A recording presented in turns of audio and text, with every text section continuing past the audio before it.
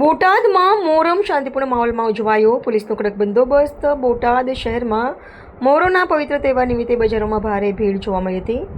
શહેરના વિવિધ વિસ્તારોમાં લોકો દ્વારા નિયાઝનું વિતરણ તેમજ વેચાણ કરવામાં આવી રહ્યું હતું, જેના કારણે સમગ્ર શહેરમાં તહેવારનો ખાસ ઉત્સવ જોવા મળ્યો હતો.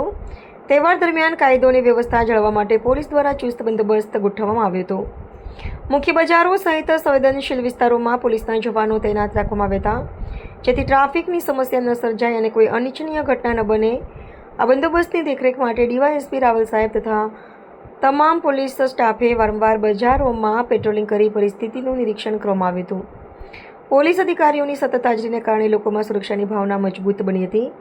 પોલીસ અને નાગરિકોના સહકારથી બોટાદ શહેરમાં મોહરમનો તહેવાર સંપૂર્ણ શાંતિપૂર્ણ અને સુમેળભર્યા માહોલમાં ઉજવાયો હોવાનું જણાવ્યું હતું.